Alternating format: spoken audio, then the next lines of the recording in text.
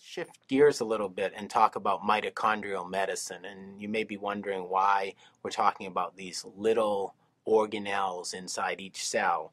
But as we talked about before, they are the energy source of the cells. And one of the things that happens when someone has an arrest and then gets return of spontaneous circulation and gets ischemia and then reperfusion and gets post-cardiac arrest syndrome is their mitochondria are dysfunctional. And these are really the keys in some ways to recovery in a patient post-arrest. So let's talk about this a little bit more. Lance Becker, who's the director of the Center for Resuscitation Science, likes to talk about how doctoring used to be so simple, that a patient was either alive or something bad happened to that patient and then they were dead.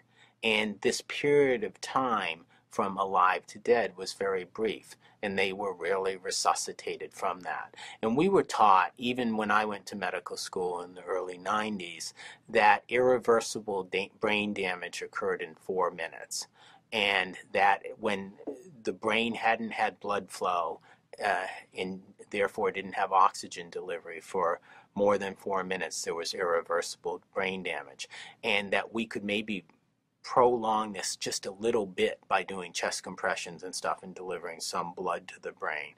And what we've found is that maybe that's not exactly true.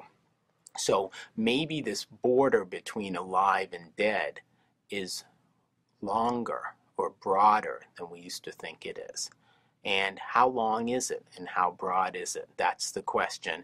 And what can we do to bring someone from here back to there? Can we do anything for that person? Or is that person irreversibly injured once they're there? So what about this boundary? And is this boundary malleable?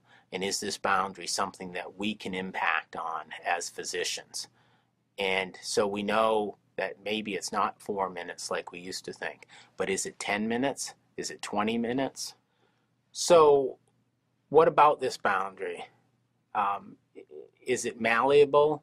We know it's probably more than the 4 minutes we used to think, but is it 10 minutes? Is it 20 minutes? Is it 40 minutes? Or if we do the right therapies, can it be more than that?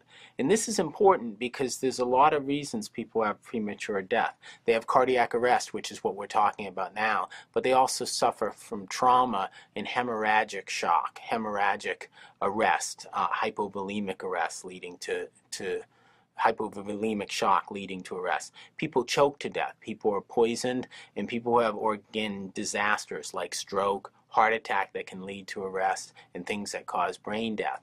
And maybe we can treat these things if we can get into this boundary between life and death and understand ischemia, no blood flow, and then reperfusion, the restoration of blood flow. And we can understand the relationship between oxygen, mitochondria, cell death, and death of the person. And so maybe we have to understand how ischemia, the loss of normal oxygen or blood flow, and then reperfusion manipulates this boundary between life and death. So let's look at that a little bit more, and let's look at the scientific evidence that would suggest that this boundary is far more flexible than we used to think, and really leads to the somewhat existential question, what is death?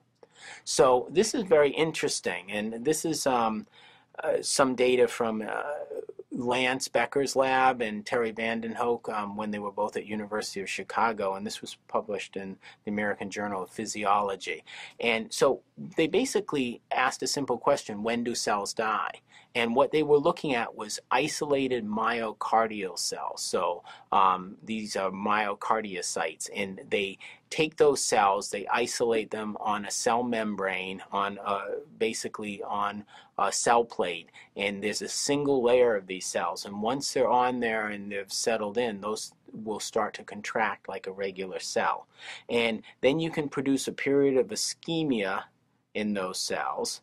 And the question is, if you think about the 4 minutes and you've had irreversible cell death, that would suggest that cell death occurs during the ischemia. Okay, so death during the period of ischemia. But they had the hypothesis that no, cell death doesn't occur during ischemia. During ischemia, the cells are still alive. And the cell death occurs during reperfusion. And so what does that mean? Well, that means maybe we can have some treatment that we can do. So what it suggests is, can we do something here, either during ischemia or right at the start of reperfusion, that can lower the percentage of cell death? And that might lead to the patient being alive, so the patient living. So the critical idea here is that maybe we can manipulate either ischemia during an arrest, or more likely reperfusion, blood flow after an arrest, to limit cell injury and to limit cell death. So what do the mitochondria have to do with it? Well, prokaryotic cells without nuclei, and mitochondria were thought to be bacteria. And it's very interesting. If you take mitochondria and puree them and add sterile products of mitochondria to a person, you'll get a big inflammatory response. And that inflammatory response is very similar to the inflammatory response that you get from bacteria that cause sepsis-like syndrome. So these bacteria were incorporated into cells and these became eukaryotic cells, and those bacteria became the energy organelles of the eukaryotic cells, so cells with a nucleus. And the eukaryotic cells are about 1,000 times larger than the prokaryotic cells. And so here's the mitochondria incorporated into the eukaryotic cells. And what we're going to suggest to you is that these mitochondria are really the organelles of emergency medicine, if emergency medicine equals resuscitation. So the treatment of critically ill patients who are either dead or dying. And we need to learn how to treat the mitochondria to get more of these patients to recover. So here's some mitochondria, and one of the main things that happens with mitochondria is energy production. And we talked earlier about adenosine triphosphate, the main energy store of cells. And the other things that we've learned that mitochondria do is that they're involved in intentional cell death. And in fact, there's a switch on the mitochondria that can lead to energy production or to cell death. And how does this happen? So when a cell is functioning correctly, things are loaded into the mitochondria, into the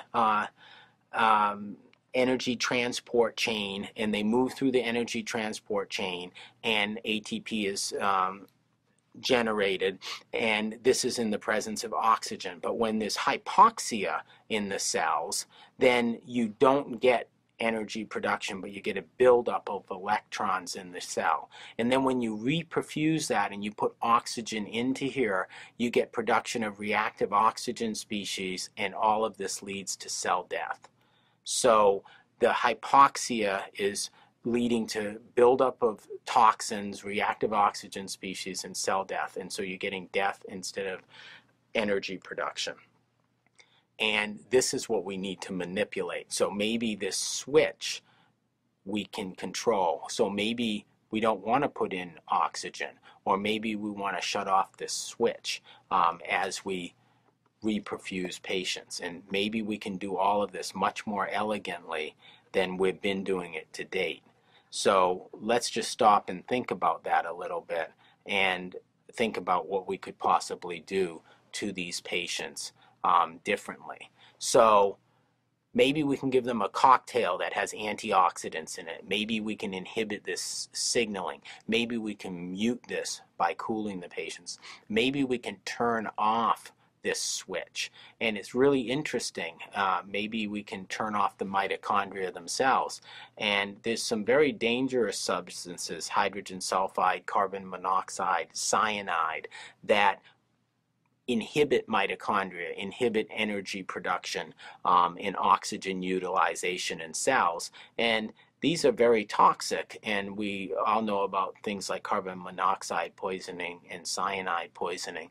But what many people don't know is that these three substances are produced at micro levels in the human body. And it's now being thought that the production of those at micro levels in the human body is to modulate the switch in the mitochondria that will shift to cell death. So maybe what we need to manage these patients better is a mitochondrial meter that can tell us how the mitochondria are functioning, whether the mitochondria will be injured by reperfusion, oxygen delivery, and what kind of cocktail this patient needs to treat their metabolic phase post-arrest and to get them to have the highest percentage of cells survive this period of ischemia and reperfusion. So that's what we're searching for now, is a way to deliver these substances, to deliver antioxidants to patients, to deliver other substances, to deliver substances that may be toxic in high concentrations, at very low concentrations, to help people, and a way to measure what the injury is in these patients. And what we'd really like to do is control that with emergency cardiopulmonary bypass. So someone is not able to get return of spontaneous circulation. If they don't get that, then we would quickly put them on emergency cardiopulmonary bypass. We'd use our mitochondrial meter to measure the injury that they have, to quantify that injury, to personalize it to that specific patient, and then we would control the reperfusion in a way that's targeted and personalized for that patient, and that would limit reperfusion injury. And by doing all this, we would then have mitochondria that recover, energy production that's restored in a systematic fashion, and a high percentage of survivors of cardiac arrest. So that's the goal and the thoughts about mitochondrial medicine and how we can increase these survivors. This isn't easy. I showed you the low percentage of survivors in the best hands in Japan of patients put on cardiopulmonary bypass. And most strategies to control reperfusion are only being studied at this point in animal models of cardiac arrest. So this is really the future of cardiac arrest research and taking control of more patients and restoring more patients to life.